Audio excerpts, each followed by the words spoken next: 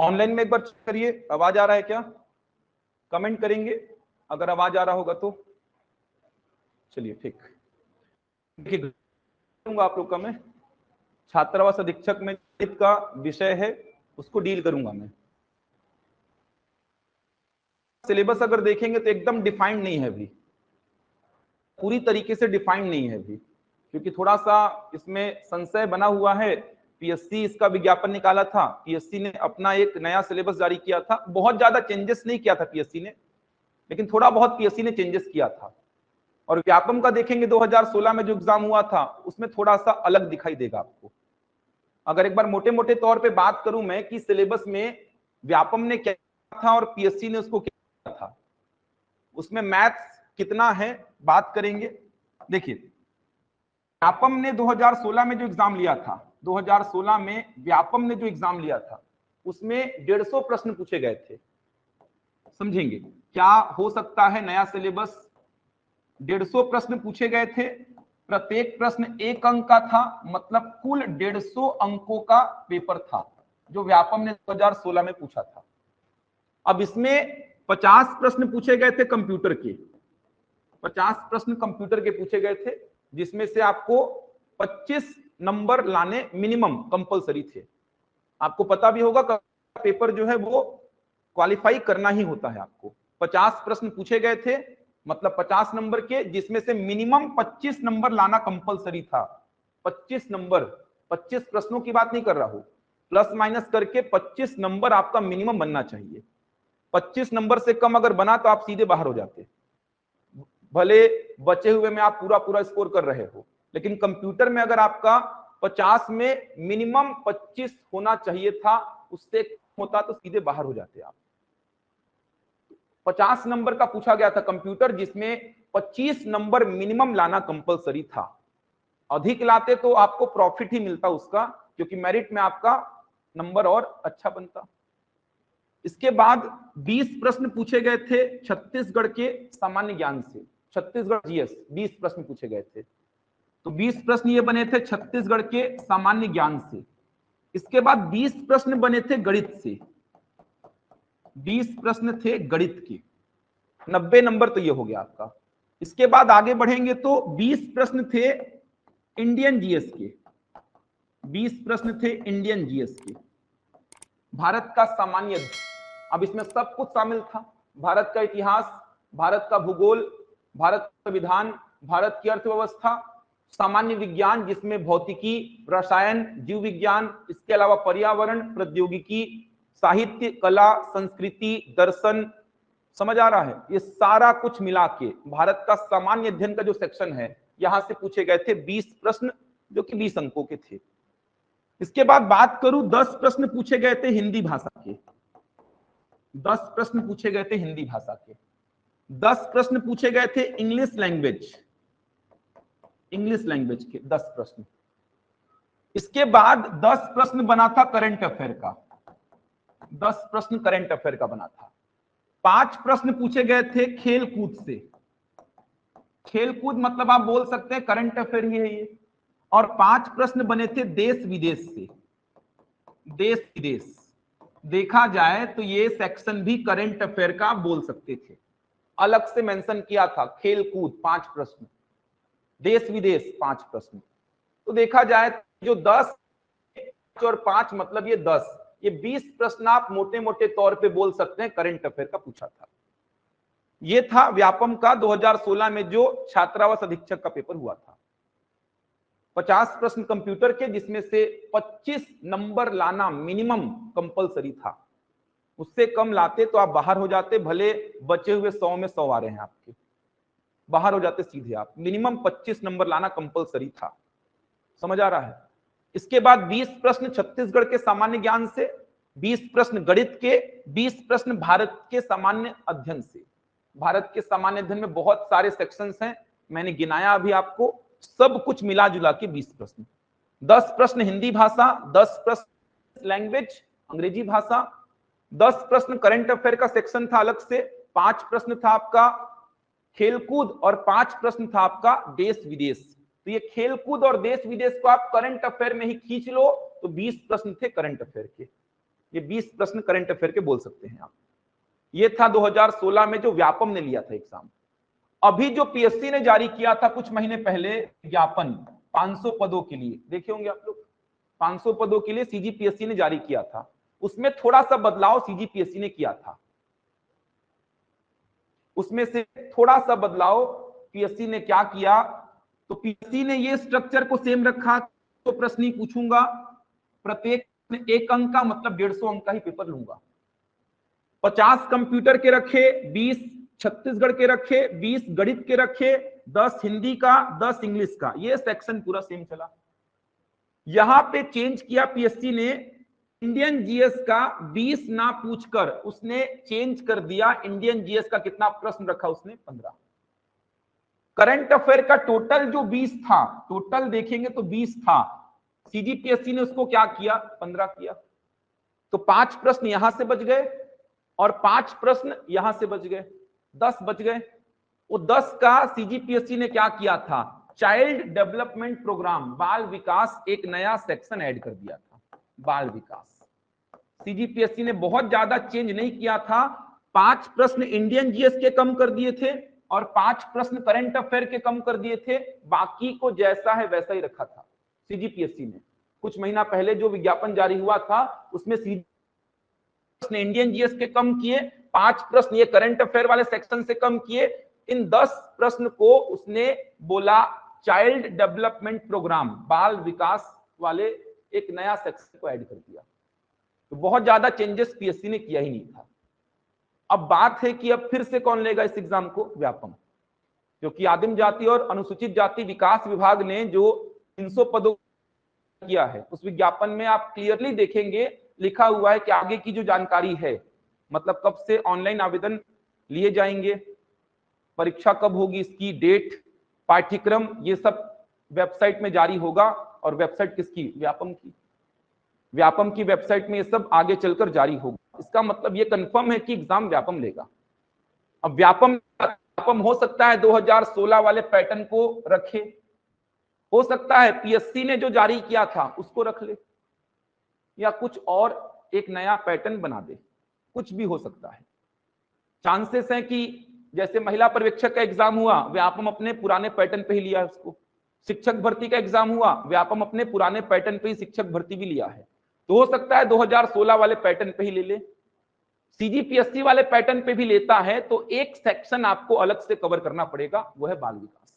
ज्यादा कुछ नहीं है, एक सेक्शन अलग से कवर करना पड़ेगा, वो सेक्शन है बाल विकास का। अगर सीजीपीएससी ने जो सिलेबस जारी किया था उस सिलेबस पे व्यापम एग्जाम कंडक्ट करेगा छात्रावास अधीक्षक का, तो एक सेक्शन ये बाल विकास वाला अलग से पढ़ना पड़ेगा। अगर अपने चला तो फिर ये आप देख पा रहे हैं। तो बड़ा वेटेज है आपका कंप्यूटर का, छत्तीसगढ़ का, मैथ्स का, 90 प्रश्न तो यहीं से हो जाएंगे।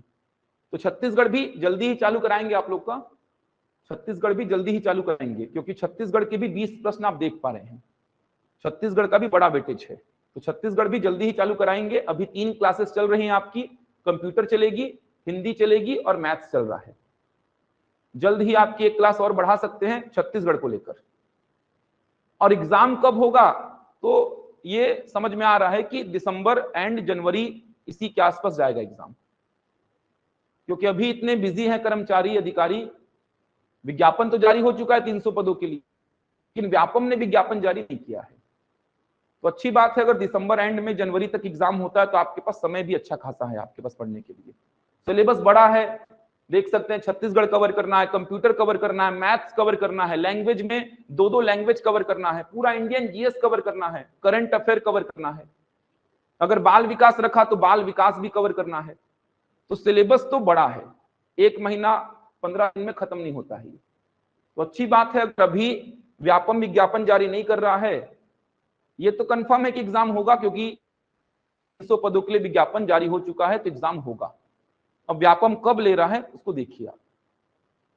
हो सकता है कि अभी जारी कर दे, कोई बड़ी बात नहीं है, अभी जारी कर सकता है वो, क्योंकि कहीं ना कहीं 300 पदों के लिए विज्ञापन जारी हो चुका है, तो वो कंडक्ट करना चाहे तो कर सकता है।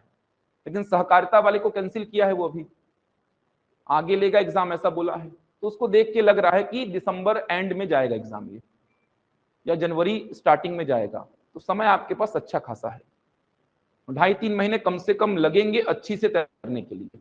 1 महीना में आप सोचेंगे तो केवल खाना पूर्ति हो पाएगा, बहुत ज्यादा मेहनत करनी पड़ेगी 1 महीने के लिए आपको भी और लोगों को भी।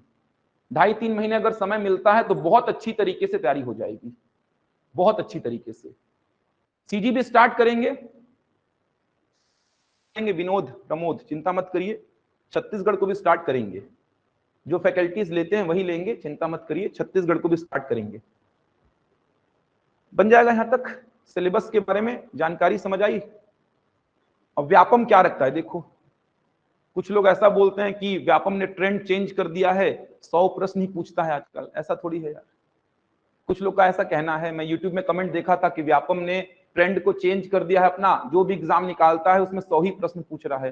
तो शिक्षक भर्ती हुए बहुत देर थोड़ी हुई है यार, जून में शिक्षक भर्ती का एग्जाम हुआ 10 जून को, जुलाई अगस्त सितंबर अक्टूबर चल रहा है अभी। तो शिक्षक भर्ती में तो उसने 150 प्रश्न पूछे थे, 150 प्रश्न आता है शिक्षक भर्ती में, सहायक शिक्षक और शिक्षक में वैसा ही आया है। महिला पर्यवेक्षक में अपने पुराने सिलेबस को, अपने पुराने पैटर्न को ही रखा था वो। अब बोलेंगे महिला पर्यवेक्षक में 100 प्रश्न आए थे, तो महिला पर्यवेक्षक में 100 आते ही थे पहले भी, पिछले साल भी जो महिला पर्यवेक्षक हुआ था उसमें 100 ही प्रश्न आए थे, इस बार भी 100 ही आए हैं। तो मेरे को जहां तक उम्मीद है 16 वाले पैटर्न को ही रखेगा वो, क्योंकि कंप्यूटर का सेक्शन बड़ा होना ही चाहिए इसमें। और 100 प्रश्न कर देगा तो कंप्यूटर को कैसे करेगा, फिर वो कैसे मैनेज करेगा चीजों को वो। तो मेरे को जहां तक उम्मीद है 16 वाले पैटर्न को रखेगा या फिर पीएससी वाले पैटर्न को रखेगा, दोनों ही लगभग सेम है, लगभग दोनों सेम है। तो मैं आप लोग को मैथ्स वाला जो सेक्शन है ये कंप्लीट कराऊंगा, ये वाला सेक्शन 20 नंबर का गणित का जो सेक्शन है ये कंप्लीट कराऊंगा। अब ये वाले सेक्शन क्या क्या चीजें कवर करनी है इसको देखिए। चलिए, तो जो सिलेबस जारी किया था व्यापम ने और पीएससी ने, उसमें मैथ्स के सिलेबस को सेम रखा था, जो व्यापम ने रखा था वही पीएससी ने भी रखा। तो मैथ्स में क्या क्या कवर करना है, तो सबसे पहला चैप्टर देख पा रहे हैं महत्तम समापवर्तक समापवर्ती, ये पहला चैप्टर है। एचसीएफ और एलसीएम बोलते हैं इसको, सुने होंगे ना, हाईएस्ट कॉमन फैक्टर और लीस्ट कॉमन मल्टीपल। व्यापम का सबसे पसंदीदा चैप्टर है ये, व्यापम का सबसे पसंदीदा चैप्टर। आप शिक्षक भर्ती उठा लो, महिला पर्यवेक्षक उठा लो, आरआई उठा लो, पटवारी उठा लो, हर एग्जाम में यहां से 2-2 3-3 प्रश्न पूछे गए थे। अभी आपने दिया होगा अगर असिस्टेंट टीचर का, सहायक शिक्षक का, 2 प्रश्न बने थे यहां से, 2 प्रश्न। व्यापम का सबसे पसंदीदा चैप्टर कोई है तो वो है एचसीएफ और एलसीएम। और यहां पर पहला ही चैप्टर उसने मेंशन किया है HCF and LCM, highest common factor and least common multiple, महत्तम समापवर्तक और लघुत्तम समापवर्ती। बड़ा चैप्टर है लेकिन बहुत इंपॉर्टेंट चैप्टर है, बहुत इंपॉर्टेंट है। अच्छा, इसमें बेसिक चैप्टर मेंशन नहीं है, आप देखेंगे छात्रावास अधीक्षक का सिलेबस को, तो जो बेसिक चैप्टर्स हैं वो सिलेबस में मेंशन नहीं किए गए हैं। जैसे संख्या पद्धति दिखाई नहीं दे रहा है इसमें, आरआई में है, पटवारी में है, इसमें नहीं है। इसके बाद देखेंगे आप सरलीकरण नहीं है इसमें, भिन्न संख्या नहीं है इसमें, वर्गमूल घनमूल नहीं है इसमें, घातांकरणी नहीं है इसमें। ये पांचों बेसिक चैप्टर हैं, इसमें मेंशन नहीं है। पहला ही चैप्टर क्या है इसमें, एचसीएफ और एलसीएम। तो बताऊंगा 2016 में कहां से कितने प्रश्न बने थे, एक बार सिलेबस को देख लीजिए। तो एचसीएफ एलसीएम बड़ा चैप्टर है लेकिन बहुत इंपॉर्टेंट है, व्यापम का सबसे पसंदीदा चैप्टर रहा है ये, 2 प्रश्न यहां से पूछता ही है। इसके बाद अगला जो चैप्टर है वो है औसत का, एवरेज का।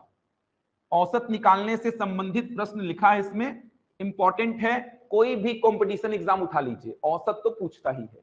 पीएससी का कोई भी एग्जाम उठाइए, व्यापम का कोई भी एग्जाम उठाइए, औसत तो आएगा ही, एकदम गारंटीड है। अगला है प्रतिशत, और प्रतिशत है तो लाभ हानि तो रहेगा ही। प्रतिशत और लाभ हानि ये भी एकदम पूछे जाने वाले चैप्टर्स हैं। तो प्रतिशत है, आगे चलकर देखेंगे लाभ हानि भी है। चाल समय दूरी, अब चाल समय दूरी है तो आपको रेलगाड़ी नाव और धारा पढ़ना ही पड़ता है, क्योंकि समय और दूरी का ही एप्लीकेशन है रेलगाड़ी नाव और धारा। और रेलगाड़ी के प्रश्न जनरली व्यापम बहुत सारे पूछता भी है। खंभे को पार करने में कितना समय लगाएगी, पुल को पार करने में, प्लेटफॉर्म को पार करने में कितना समय लगाएगी, एक दूसरे को पार करने में कितना समय लेगी, ऐसे प्रश्न देखे होंगे। कितने बजे रेलगाड़ियां मिलेंगी, तो समय और दूरी लिखा है, इसका मतलब रेलगाड़ी, नाव और धारा आपको पढ़ना पड़ेगा। यहीं पे एक और चैप्टर कवर करना पड़ेगा, समय और कार्य, टाइम एंड वर्क। एक मजदूर काम को दिन में करता है, दोनों मिलकर कितना दिन में करेंगे।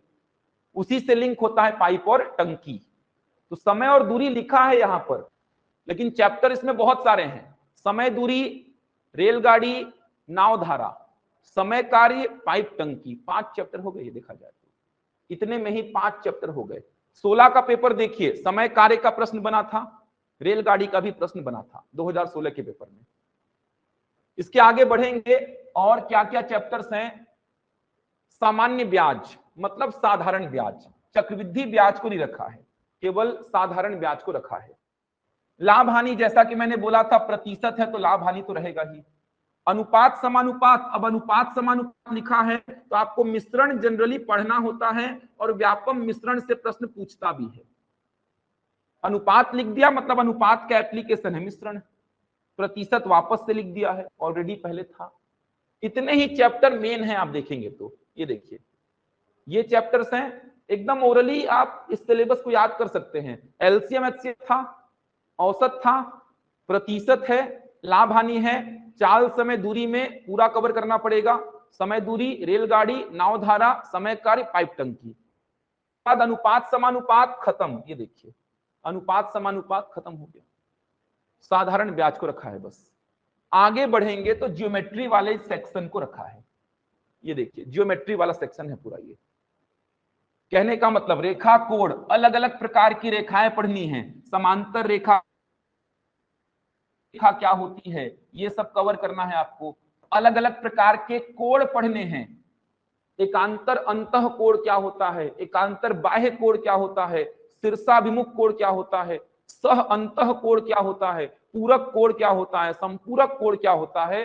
तो अलग अलग प्रकार की रेखाएं, अलग अलग प्रकार के कोण, ये पढ़ने हैं आपको। समतलीय आकृतियां, त्रिभुज, चतुर्भुज और वृत्त, अलग अलग प्रकार के त्रिभुज, विषम, समबाहु त्रिभुज, समद्विबाहु त्रिभुज, समझ आ रहा है, समकोण त्रिभुज, अलग अलग प्रकार के चतुर्भुज, वर्ग, आयत, समचतुर्भुज, समांतर चतुर्भुज, समलंब चतुर्भुज और वृत्त, ये कवर करना है। यहीं पे देखेंगे त्रिभुजों की सर्वांग समता, त्रिभुजों की समरूपता, इसको देखेंगे। वृत्त को लेकर कुछ प्रमेय भी देखेंगे, वृत्त को लेकर कुछ थ्योरम्स होते हैं, कुछ प्रमेय होते हैं, वो देखेंगे। इसके बाद वही चैप्टर को कॉपी कर दिया है, देखिए जिनकी बात मैं कर रहा था वही चैप्टर्स हैं। समतलीय आकृतियां वही लिखा है, त्रिभुज, चतुर्भुज, वृत्त वही सब है। यहाँ पे आप देखेंगे तो आयतन लिखा है, इसमें 2 ही आकृतियां मेंशन किया है, घन और घनाभ। घन और घनाभ आप इसको ऐसे बोल सकते हैं, 2D आकृतियां और 3D आकृतियां। 2D में क्या क्या है, त्रिभुज, चतुर्भुज, वृत्त, ये तीनों है। ये तीनों है 2 डायमेंशनल आकृतियां, द्विविमीय आकृतियां। क्योंकि चतुर्भुज अगर आप बनाओगे तो चतुर्भुज में केवल 2 ही विमाएं हैं, एक्स है और क्या है, वाई। त्रिभुज अगर आप बनाओगे, त्रिभुज में 2 ही विमाएं हैं, एक्स है और क्या है, वाई। वृत्त अगर आप बनाओगे तो वृत्त में भी 2 ही विमाएं हैं, एक्स है और क्या है, वाई। तो ये क्या है, 2D आकृतियां हैं। यहां पे बात करेंगे घन और घनाभ की, तो ये क्या है, 3D है। इसमें एक डायमेंशन बाहर की ओर भी आएगा, जिसको बोलते हैं आप जेड डायमेंशन। लेकिन 2016 का पेपर देखेंगे तो उसमें एक और 3D आकृति जो सिलेबस में नहीं है, बेलन, सिलेंडर, यहां से प्रश्न बना था, बेलन से, सिलेंडर से, समझ आ रहा है। तो 3D आकृतियां वैसे घन है, घनाभ है, बेलन है, गोला है, शंकु है, ये पूरा कवर कराऊंगा मैं। घन, घनाभ, बेलन, शंकु, गोला, ये पूरा ही कवर कराऊंगा आपको मैं। तो 2D आकृतियां पूरी कवर करेंगे, 3D आकृतियां पूरी कवर करेंगे, रेखा को पूरा कवर करेंगे, त्रिभुजों की सर्वांग समता, समरूपता, ये पूरा कवर करेंगे। वृत्त को लेकर कुछ प्रमेय ये कवर करेंगे। इस सेक्शन से 20 में से 5 से 6 प्रश्न पूछेगा। दिक्कत है इस सेक्शन को लेकर, 5 से 6 प्रश्न पूछेगा। 2016 का पेपर देखिए 7 प्रश्न पूछा था 20 में से, ये वाले सेक्शन से। व्यापम का मैथ्स जो है अगर पूरा बनाना है तो ये सेक्शन जो मैं बोला, रेखा, कोण, 2D आकृतियां, अब 2D आकृतियों में क्षेत्रफल फाइंड करते हैं और 3D आकृतियों में जनरली आयतन। 2D आकृतियां जो स्पेस लेती हैं उसको बोलते हैं क्षेत्रफल और 3D में क्या नाम देते हैं, आयतन। समझ। सेक्शन में बोल रहा हूं कि सेक्शन से 5 से 6 प्रश्न आपको दिखाई देंगे एग्जाम में, मिनिमम दिखाई देंगे। और ये वाले सेक्शन से चाहे आरआई का एग्जाम उठा लो, पटवारी का उठा लो, शिक्षक भर्ती उठा लो, महिला पर्यवेक्षक उठा लो, व्यापम का कोई भी एग्जाम उठा लो, ये वाले सेक्शन से आपको 5-6 प्रश्न हर एग्जाम में दिखाई देंगे। ये वाले सेक्शन को बहुत अच्छी तरीके से डील करेंगे आप, प्रॉब्लम नहीं आएगी। बच्चों को लगता है कि टफ सेक्शन है, बिल्कुल टफ नहीं है। आपको समझाऊंगा फॉर्मूले बनते कैसे हैं, घन कैसे बनता है, घनाभ कैसे बनता है, पूरा इसमें एनालिसिस कराऊंगा इस बोर्ड में आपको। बेलन कैसा दिखता है, जेड डायमेंशन जो बाहर की ओर आता है एक्चुअल में वो जेड डायमेंशन है क्या, पूरा बोर्ड में दिखाऊंगा। 3D आकृति आपको पूरा घुमा फिरा के दिखाऊंगा। टॉप से देखेंगे तो कैसा दिखेगा, फ्रंट से देखेंगे तो कैसा दिखेगा, बॉटम से देखेंगे तो कैसा दिखेगा, पूरा बताऊंगा आपको। एक एक फॉर्मूले आपको समझ में आएंगे, किसी फॉर्मूले को रटने की आवश्यकता नहीं पड़ेगी। 5-6 प्रश्न आएंगे, सारे बनाएंगे आप यहां से। तो ये सिलेबस रखा गया है। अगर आप देखेंगे तो हॉस्टल वार्डन का जो मैथ्स है उसमें इतना सिलेबस मेंशन किया गया है। अब बात यह है कि 2016 में जो एग्जाम हुआ और उससे पहले जो एग्जाम हुआ उसमें इससे बाहर भी कुछ चीजें पूछी गई, इससे बाहर की भी कुछ चीजें पूछी गई थी। जैसे वर्गमूल वाले चैप्टर से पूर्ण वर्ग का प्रश्न पूछा गया था, एक परफेक्ट स्क्वायर पूर्ण वर्ग का एक प्रश्न पूछा गया था, क्या जोड़ा जाए जिससे पूर्ण वर्ग बन जाए, ऐसा प्रश्न बना था।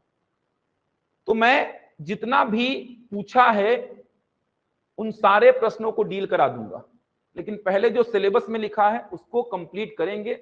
उसके बाद जो समय बचेगा उसमें जो एक्स्ट्रा चैप्टर्स हैं उनको पढ़ाऊंगा। तो पहले जो सिलेबस में लिखा है लगभग 16-17 प्रश्न आपको यहीं से मिलने वाले हैं, जो सिलेबस में लिखा है।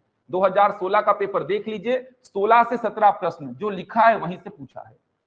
2-3 प्रश्न ऐसे हैं जो बाहर से पूछे गए हैं, सिलेबस से बाहर 2-3 प्रश्न, मैक्सिमम क्वेश्चंस। और मेन चैप्टर तो शामिल हो भी गए हैं यार, औसत है, प्रतिशत है, लाभ हानि है, अनुपात समानुपात है, साधारण ब्याज है, समझ आ रहा है, समय दूरी पूरा है, समय कार्य पूरा है, 2D 3D रेखा कोड सब कुछ तो है, बहुत ज्यादा छूटा भी नहीं है, बेसिक चैप्टर्स छूट गए हैं यहाँ पे। तो पहले जितना सिलेबस में है वो पूरा पढ़ा दूंगा, समय रहेगा उसके बाद बिल्कुल रहेगा। तो जो बचे हैं जो सिलेबस में नहीं है उनको भी डील कराऊंगा। ये है आपका छात्रावास अधीक्षक का मैथ्स। कुछ डाउट है यहां तक तो पूछिए, कुछ प्रश्न अगर मन में चल रहा है, ऑनलाइन में कुछ प्रश्न अगर मन में चल रहा है मैथ्स के सिलेबस को लेकर तो बिल्कुल पूछ सकते हैं। ये मैंने जितना पेपर अभी तक हुए हैं उनका एनालिसिस करने के बाद जो बात समझ में आई वो बता रहा था आपको। बताइए, कुछ मन में अगर प्रश्न है किसी के तो पूछिए, क्योंकि स्टार्ट करेंगे फिर पहला चैप्टर। कोई प्रॉब्लम नहीं है इधर पे, बिल्कुल बोलिएगा, मैं सारे टर्म्स इंग्लिश में बोल दूंगा आपको। पढ़ाते समय भी सारे टर्म्स में इंग्लिश में बोल दूंगा, जो भी लिखवाऊंगा इंग्लिश में बोलते रहूंगा। पहले बताते तो मैं सारे चैप्टर्स को भी इंग्लिश में बोल देता, आ गया था। प्रतिशत लाभ हानि तो चलता रहता है, साधारण ब्याज, चक्रवृद्धि ब्याज नहीं है यहाँ पे, साधारण ब्याज है। चलिए, कोई प्रैक्टिस सेट मिलेगा। अब कैसे पढ़ना है देख लीजिए एक बार, कैसे पढ़ना है देखिए। जितना पढ़ाऊंगा उसका क्लास नोट्स बनाएंगे आप, जितना पढ़ाऊंगा उसका क्लास नोट्स बनाएंगे। प्रैक्टिस सेट आपको मिलेगा, 3-4 लेक्चर के बाद आपको 30-35 प्रश्नों का प्रैक्टिस सेट मिलेगा। इतना ही काम करना है गणित में, आपको गारंटीड बोल रहा हूं कि एक भी प्रश्न आपको बाहर से नहीं मिलेगा। जितना क्लास नोट्स में कराऊंगा और जितना प्रैक्टिस सेट आपको मिलेगा उतना डील करिए, एक भी प्रश्न 20 में से आपको बाहर से नहीं मिलने वाला, सब कुछ आपको उसी के अंतर्गत मिल जाएगा। डेटा चेंज रहेगा बस, कुछ प्रश्नों का तो डेटा भी सेम ही रहेगा, एक भी प्रश्न बाहर से नहीं मिलने वाला। सारा कुछ बताऊंगा, बेसिक समझाऊंगा आपको, बेसिक ही पढ़ना है आपको, क्योंकि प्रॉब्लम कहीं पे नहीं आएगी। रेगुलर क्लासेस आइए, किसी दिन अगर नहीं आ पा रहे हैं तो रिकॉर्डेड कम से कम देख के आइए, क्लास नोट्स बनाइए, प्रैक्टिस शीट सॉल्व करिए, इतना ही डिमांड है बस मेरा। कोई बुक परचेस करने की आवश्यकता मैथ्स के लिए नहीं है, कोई बुक परचेस करने की आवश्यकता नहीं है। प्रैक्टिस सेट आपको मिलेगा हर 3 लेक्चर 4 लेक्चर के बाद, उस प्रैक्टिस शीट को सॉल्व करना है, क्लास नोट्स को प्रॉपर बनाना है, क्योंकि क्लास होगा आपका, सब कुछ देखना इसी से मिल जाएगा आपको, सब कुछ, पूरी कहानी इसी में रहेगी। इतना ही डिमांड है बस मेरा। रेगुलर आइए, क्लास नोट्स बनाइए, प्रैक्टिस शीट को सॉल्व करिए, बिल्कुल भी दिक्कत नहीं आएगी।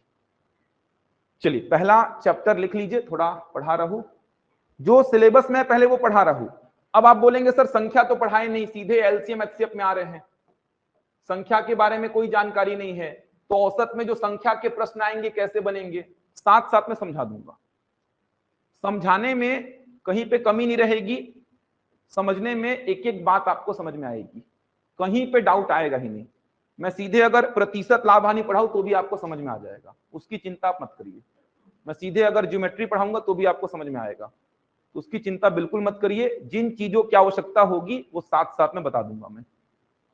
चलिए जीएस पूरा कवर होगा बिल्कुल, कराएंगे, करंट अफेयर की क्लास लगा देंगे। हाँ वेटेज ज्यादा है, 15 नंबर का 20 नंबर का वेटेज है, करा देंगे उसको। बीच बीच में फैकल्टीज भेजते रहेंगे जो करंट अफेयर के हैं, वो कहीं ना कहीं आपको करंट का डेटा, करंट की चीजें पढ़ाते रहेंगे, वो पूरा संपूर्ण पाठ्यक्रम कवर करेंगे। चलिए सीजी की क्लास लगाएंगे जल्दी ही, चिंता मत करिए। अभी फिलहाल 3 क्लासेस चल रही हैं, 50 नंबर का कंप्यूटर, 20 नंबर का मैथ्स और 10 नंबर का हिंदी। 80 नंबर आपका चलेगा अभी, 80 नंबर 150 में से ये चल रहा है अभी आपका। चलिए पहला जो चैप्टर है वो है एलसीएम और HCF, HCF and LCM. Basic chapter है और बहुत इंपॉर्टेंट है। हिंदी में बोलते हैं इसको महत्तम समापवर्तक और लघुत्तम समापवर्तीय। HCF highest common factor, LCM least common multiple.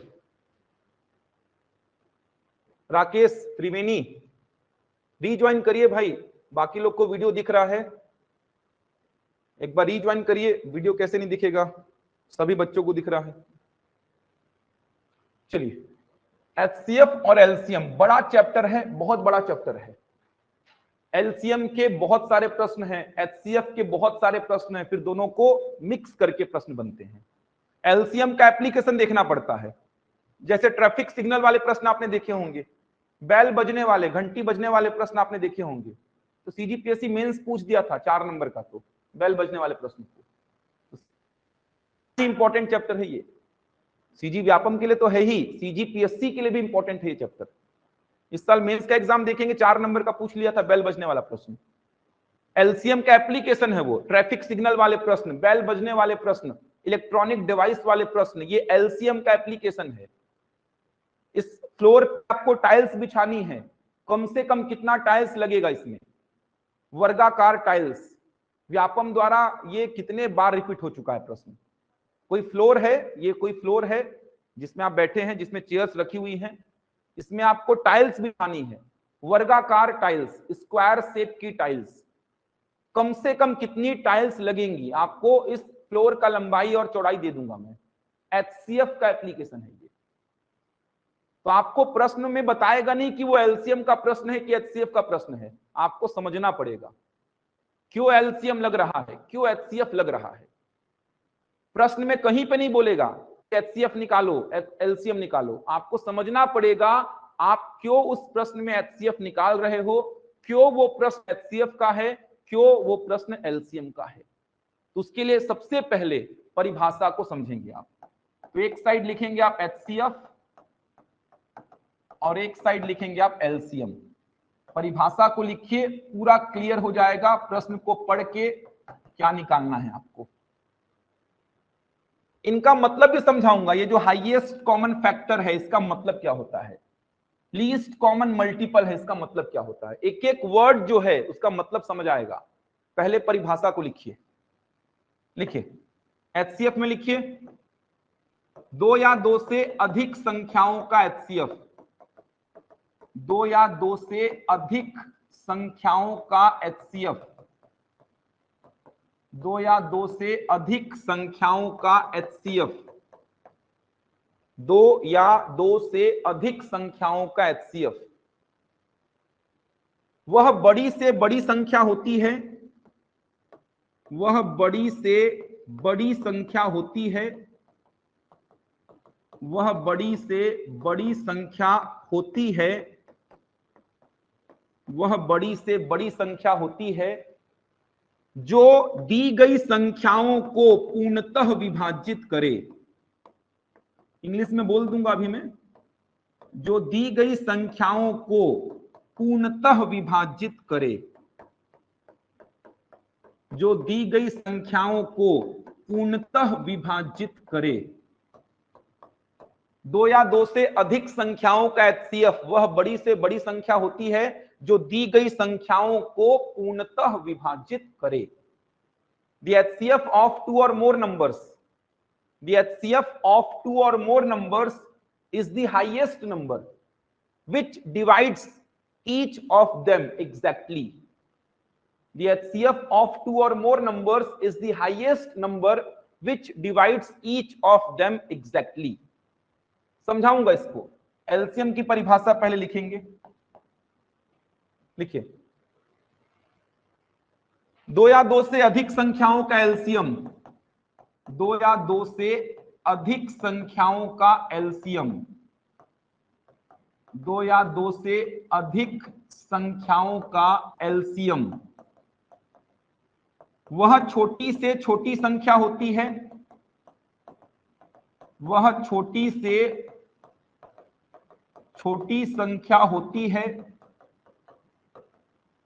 वह छोटी से छोटी संख्या होती है जो दी गई संख्याओं से, जो दी गई संख्याओं से पूर्णतः विभाजित हो जाए, जो दी गई संख्याओं से पूर्णतः विभाजित हो जाए। दो या दो से अधिक संख्याओं का एलसीएम वह छोटी से छोटी संख्या होती है जो दी गई संख्याओं से पूर्णतः विभाजित हो जाए। The LCM of two or more numbers is the least number which is divisible by each of them, which is divisible by each of them exactly. अब देखिए, प्रश्न को यहीं से पकड़ेंगे आप। बाकी ये सब मतलब बताऊंगा, फैक्टर का मतलब क्या होता है, मल्टीपल का मतलब क्या होता है, सारी बातें समझाऊंगा, लेकिन प्रश्न को यहीं से पकड़ेंगे आप। ये जो लिखा हुआ है यहीं से कहीं ना कहीं प्रश्न को पकड़ना है। पहला लाइन दोनों में सेम है, दो या दो से अधिक संख्याओं का एचसीएफ, दो या दो से अधिक संख्याओं का एलसीएम। तो पहली लाइन तो दोनों में सेम है। मिनिमम कितनी संख्याएं होनी चाहिए? दो संख्या। तो मिनिमम दो संख्याएं होनी चाहिए, तभी आप एचसीएफ या एलसीएम बता पाओगे। तो मैं एग्जांपल के लिए ले लिया 2 4 6, तीन संख्याएं ले लिया, 2 4 6, ये तीन संख्याएं। इन तीन संख्याओं का एचसीएफ समझना है मेरे को और इन एलसीएम समझना है। देखो, परिभाषा को समझो, प्रश्न यहीं से पकड़ेंगे आप। प्रश्न को पकड़ने का एकमात्र उपाय यही है। क्या बोल रहा है? देखिए, दो या दो से अधिक संख्याओं का एचसीएफ, दो या दो से अधिक संख्याएं हैं, तीन संख्याएं आपके पास, वह बड़ी से बड़ी संख्या जो दी गई संख्याओं को पूर्णतः विभाजित करे। दी गई संख्याओं का मतलब क्या? 2 4 6, ये है दी गई संख्याएं। तो बड़ी से बड़ी संख्या जो दी गई संख्याओं को पूर्णतः विभाजित करे। कहने का मतलब अगर 2 4 6 के एचसीएफ को मैं डिफाइन करना चाहूंगा तो क्या बोलूंगा? बड़ी से बड़ी संख्या जो इन तीनों को क्या करेगी? पूर्णतः विभाजित। पूर्णतः विभाजित का मतलब क्या? Completely divide. अगर 2 6 के एचसीएफ को मैं डिफाइन करना चाहूंगा तो मैं क्या बोलूंगा? बड़ी से बड़ी संख्या जो 2 4 और 6 को पूर्णतः विभाजित करेगी। ये देखिए, बड़ी से बड़ी संख्या जो दी गई संख्याओं को पूर्णतः विभाजित करे। तो 2 4 6 के एचसीएफ को अगर डिफाइन करना है तो मैं बोलूंगा बड़ी से बड़ी संख्या जो 2 4 और 6 को क्या करेगी? पूर्णतः विभाजित। अभी मैं बहुत बड़े डेटा नहीं ले रहा हूं, छोटे छोटे डेटा हैं जिनके एचसीएफ को आप ओरली बताएंगे। अब अपने मन में खुद सोचिए, बड़ी से बड़ी संख्या जो इन तीनों को क्या करेगी, पूर्णतः विभाजित, वो क्या होगी, 2। समझ आ रहा है? बड़ी से बड़ी संख्या जो 2, 4, 6 को पूर्णतः विभाजित करेगी वो क्या होगी, 2। 2 से बड़ी संख्या नहीं है जो इन तीनों को पूर्णतः विभाजित करेगी। तो एचसीएफ का मतलब क्या, दी गई संख्याओं को पूर्णतः विभाजित करने वाली बड़ी से बड़ी संख्या। एकदम सिंपल सी बात। अगर 10, 20, 30 का एचसीएफ मेरे को बताना है तो इसको मैं ऐसा समझूंगा कि बड़ी से बड़ी संख्या जो इन तीनों को क्या करेगी, पूर्णतः विभाजित। बड़ी से बड़ी संख्या जो इन तीनों को क्या करेगी, पूर्णतः विभाजित, वो क्या होगी, 10। 5 इन तीनों को विभाजित करेगा, लेकिन बड़ी से बड़ी संख्या जो इन तीनों को पूर्णतः विभाजित करेगी, 10। बड़ी से बड़ी संख्या जो इन तीनों को पूर्णतः विभाजित करेगी, 2। दी गई संख्याएं 2, 4, 6, 10, 20, 30 दी गई संख्याओं को पूर्णतः विभाजित करने वाली बड़ी से बड़ी संख्या, दी गई संख्याओं को पूर्णतः विभाजित करने वाली बड़ी से बड़ी संख्या।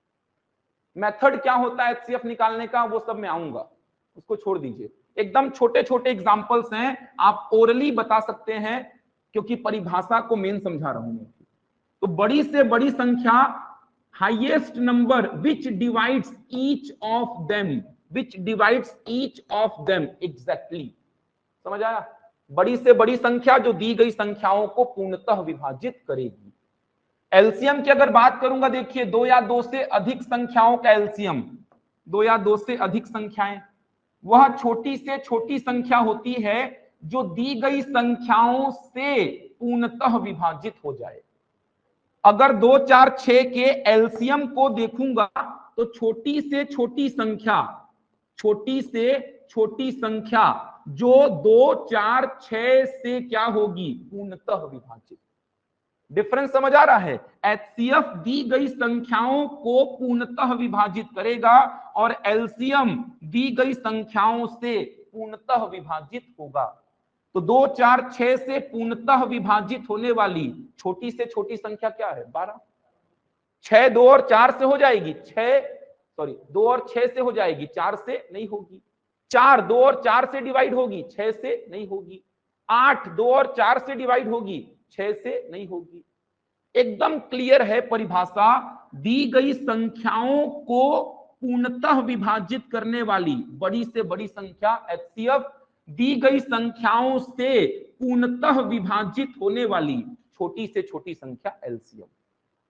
प्रश्न को कैसे पकड़ेंगे, जहां भी संख्याओं को पूर्णतः विभाजित करने की बात होगी एचसीएफ, संख्याओं से पूर्णतः विभाजित होने की बात होगी एलसीएम। बहुत लोग ऐसा सिखाएंगे आपको कि बड़ी से बड़ी को पकड़ो एचसीएफ, छोटी से छोटी को पकड़ो एलसीएम। ऐसा कुछ नहीं है। बहुत जगह बड़ी से बड़ी लिखा होगा और आप निकालेंगे एलसीएम, और बहुत जगह पे ना तो बड़ी से बड़ी लिखा होगा ना छोटी से छोटी, फिर क्या निकालोगे? समझ आ रहा है? ट्रैफिक सिग्नल वाले प्रश्न, वहां पे थोड़ी लिखेगा बड़ी से बड़ी छोटी से छोटी। बेल बजने वाले प्रश्न, वहां पे नहीं लिखेगा वो बड़ी से बड़ी छोटी से छोटी। संख्याओं को विभाजित करना मतलब एचसीएफ का प्रश्न, संख्याओं से विभाजित होना मतलब एलसीएम का प्रश्न। एकदम सिंपल सी बात है, इसी को पकड़ के कहीं ना कहीं प्रश्न बनने वाले हैं। समझ आ रहा है? कुछ मेंशन नहीं करेगा कि एचसीएफ निकालो कि एलसीएम निकालो। दी गई संख्याएं 2, 4, 6 दी गई संख्याओं को पूर्णतः विभाजित करने वाली बड़ी से बड़ी संख्या, दी गई संख्याओं से पूर्णतः विभाजित होने वाली छोटी से। समझ आ रहा है? 2 से बड़ी संख्या नहीं है जो इन तीनों को पूर्णतः विभाजित करेगी, और 12 से छोटी संख्या नहीं है जो इन तीनों से पूर्णतः विभाजित होगी। समझ आ रहा है? 2 से बड़ी संख्या नहीं है जो इन तीनों को पूर्णतः विभाजित करेगी, और 12 से छोटी संख्या नहीं है जो इन तीनों से पूर्णतः विभाजित होगी। एचसीएफ अपने आप में बड़ी से बड़ी संख्या है जो दी गई संख्याओं पूर्णतः विभाजित करेगी। एलसीएम अपने आप में छोटी से छोटी संख्या है जो दी गई संख्याओं से पूर्णतः विभाजित होगी। तो ऐसा एरो बना के लिख लीजिए ताकि आपको क्लियर रहेगी। आशा एक बार रीज्वाइन करिए, वीडियो दिखाई देगा भाई, सबको दिखाई दे रहा है? समझ आया परिभाषा?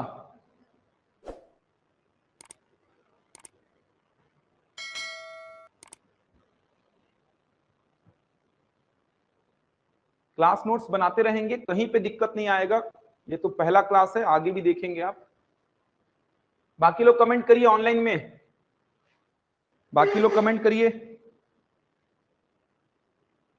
चलिए बहुत बढ़िया, आगे और भी चीजें पढ़ेंगे, अभी दिक्कत कहीं पे नहीं आएगा आप लोग को। पीडीएफ मिलेगा, चिंता मत करिए, इसका पीडीएफ एज इट इज आपको मिल जाएगा, लेकिन क्लास नोट्स तो बनाइए भाई। हो गया ये? अब देखिए एलसीएम को अलग से पूरा देखेंगे, एलसीएम के अलग से पूरे क्वेश्चंस करेंगे। केवल यहाँ पे एक बेसिक डिफरेंस आपको बताना चाह रहा था, परिभाषा आपको समझाना चाह रहा था। एलसीएम को अलग से पूरा डील करेंगे अब। चलिए कुछ बातें और समझ आएंगे आपको, थोड़ा सा देख लीजिए, 5 मिनट और बस। एलसीएम को अलग से अब पूरा डील करेंगे, जितने वैरायटी के प्रश्न एलसीएम में बनेंगे सारे वैरायटी के क्वेश्चंस को देखेंगे।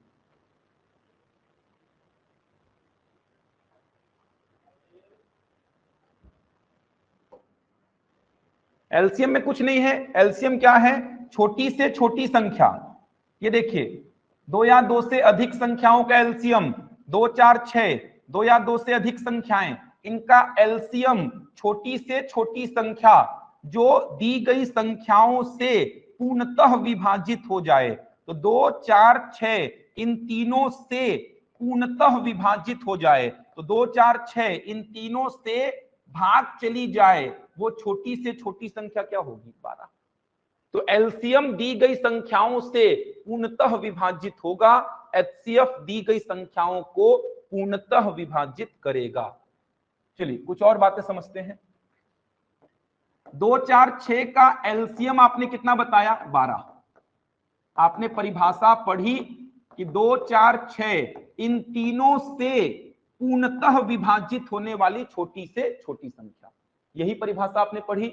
2 4 6 इन तीनों से पूर्णतः विभाजित होने वाली छोटी से छोटी संख्या। अब इसको देखो, इंग्लिश में इसका नाम क्या है? Least common multiple. समझना इस बात को, लीस्ट कॉमन मल्टीपल। मल्टीपल का मतलब समझ आता है क्या होता है? गुणज। 2 के मल्टीपल्स, 2 के मल्टीपल्स क्या होंगे?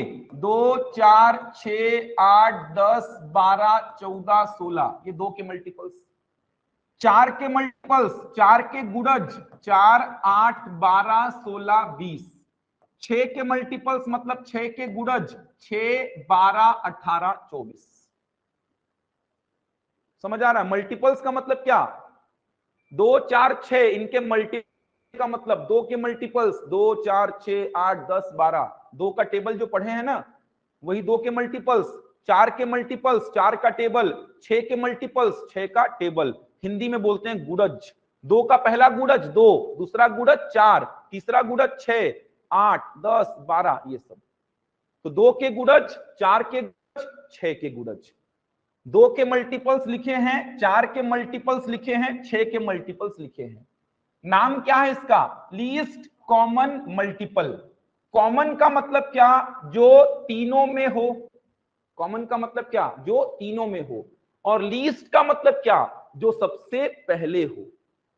तो सबसे पहले तीनों में जो कॉमन मल्टीपल मिल रहा है वो क्या है? 12। तो यहां से भी आप समझ सकते हो एलसीएम क्या होता है। 2 के मल्टीपल्स लिखा, 4 के मल्टीपल्स लिखा, 6 के मल्टीपल्स लिखा। लीस्ट कॉमन मल्टीपल, कॉमन का मतलब तीनों में हो, लीस्ट मतलब क्या? सबसे पहले हो। क्योंकि आगे जाके तो 24 यहां भी आएगा, यहां भी आएगा और यहां भी आएगा। आगे जाके तो 48 भी आएगा तीनों में। आगे जाके तो बहुत सारे और कॉमन मल्टीपल्स मिलेंगे। 36 भी आएगा, यहां पे भी आएगा 36, यहां पे भी आएगा 36, यहां पे भी आएगा 36।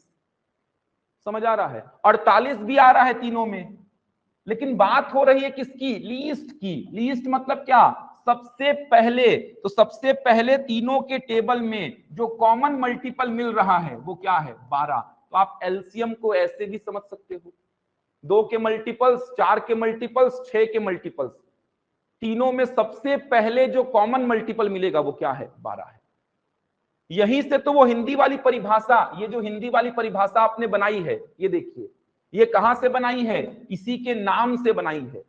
कैसे बनाई है? 2 का मल्टीपल 2 से डिवाइड होगा, 4 का मल्टीपल 4 से डिवाइड होगा, 6 का मल्टीपल 6 से डिवाइड होगा।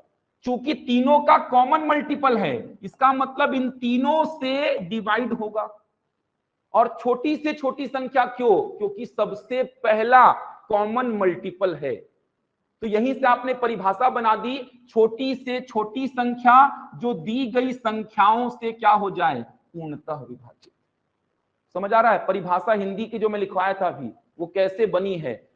लीस्ट कॉमन मल्टीपल, 2 के जितने भी मल्टीपल्स हैं वो 2 से डिवाइड होंगे ना यार। 4 के जितने भी मल्टीपल्स हैं 4 से डिवाइड होंगे, 6 के जितने भी मल्टीपल्स हैं 6 से डिवाइड होंगे।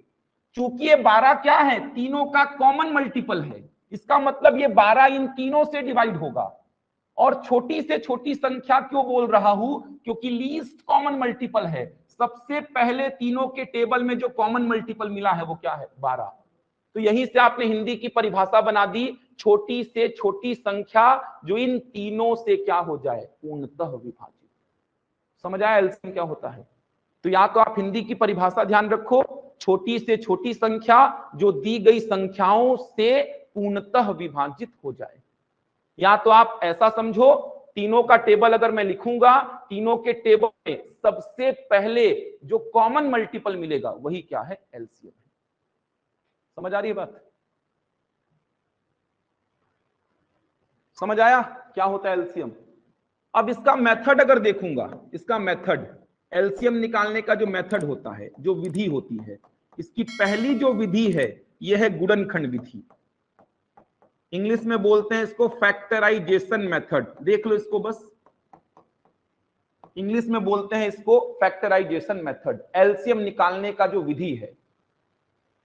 जैसे एग्जांपल के लिए 2 4 6 का एलसीएम निकालना है मेरे को, तो गुणनखंड विधि में क्या होता है, तो गुणनखंड विधि में 2 4 6 का एलसीएम निकालने के लिए आप क्या करते हैं, ध्यान दीजिए, 2 4 6 का गुणनखंड निकालते हैं एक साथ लिखकर। कैसे निकालेंगे? जब तक 2 से कोई भी संख्या भाग जा रही है भाग देंगे। 2 एकम 2, 2 दूनी 4, 2 त्रिका 6, तीनों जा रहे थे, तीनों को दे दिया 2 से भाग। अभी भी 2 से कौन जा रहा है, ये 2, तो 2 ही से भाग देना। 2 एकम 2, ये 3 नहीं जा रहा था, 3 को 3 छोड़ दिया। अब 2 से कोई भाग नहीं जा रहा है तो 3 से ट्राई करो, 3 से 3 जा रहा है एक बार, सब के नीचे 1 1 1 आ गया, तो जो गुणनखंड आए उनको गुणा कर दो, 2 दूनी 4, 4 त्रिका 12। समझ आ रहा है? जब तक 2 से जाएगा 2 से देंगे, उसके बाद 3 5 7 11 13, इसी सीक्वेंस में आगे बढ़ेंगे आप। यहां पे 4 आएगा ही नहीं, 4 से जाने वाला 2 से जा चुका होगा। 6 नहीं आएगा, 6 से जाने वाला 2 और 3 से जा चुका होगा। 8 नहीं आएगा, 8 से जाने वाला 2 से जा चुका होगा। 9 से जाने वाला 3 से जा चुका होगा। 10 से जाने वाला 2 और 5 से जा चुका होगा। तो यहां पे जो फैक्टर्स आएंगे यही आएंगे, इसी क्रम में आएंगे। बड़ी संख्या से ट्राई मत करना, वरना गलत होने के चांसेस बढ़ेंगे। जैसे 10 20 30 का एलसीएम निकालना है, ये देखो 10 20 30 का एलसीएम निकालना है, तो 10 20 30 तीनों का एक साथ गुणनखंड निकाल दो। तीनों 2 से भाग जा रहे हैं, 2 पंचे 10, 2 दहम 20 और 15 दूनी 30। अभी भी 2 से ये 10 भाग जा रहा है, 2 पंचे 10। अब 3 से ये 15 भाग जा रहा है, 3 से भाग दे दीजिए, 3 पचे 15। 5 से ये तीनों भाग जा रहे हैं, 5 से भाग दे दिया। जो गुणनखंड को गुणा कर दीजिए, 2 दूनी 4, 4 तिया 12, 12 पंचे 60। ये 60 क्या है, एलसीएम। कहने का मतलब छोटी से छोटी संख्या जो इन तीनों से क्या होगी, पूर्णतः, छोटी से छोटी संख्या जो इन तीनों से क्या होगी, पूर्णतः विभाजित। या 10 का टेबल लिखूंगा, 20 का टेबल लिखूंगा और 30 का टेबल लिखूंगा, तीनों के टेबल में सबसे पहले जो कॉमन मल्टीपल आएगा वो क्या होगा, 60। समझ आ रहा है? तीनों के टेबल में सबसे पहले जो कॉमन मल्टीपल मेरे को मिलेगा वो कॉमन मल्टीपल क्या मिलेगा, 60। पूर्णतः विभाजित होने का मतलब 10 से 60 पूरा पूरा जा रहा है, 20 से 60 पूरा पूरा जा रहा है, 30 से 60 पूरा पूरा जा रहा है। तो दी गई संख्याओं से ये देखिए 2 4 6 से पूर्णतः विभाजित होगा 12। इससे छोटी संख्या है ही नहीं जो इन तीनों से पूर्ण संख्या है ही नहीं जो इन तीनों से पूर्ण। बात करूंगा कल, तो दिक्कत नहीं आएगी कहीं पे। रेगुलर क्लास अगर अटेंड कर रहे हैं कहीं पे नहीं आने वाली। एक एक पॉइंट को समझ के पढ़ेंगे।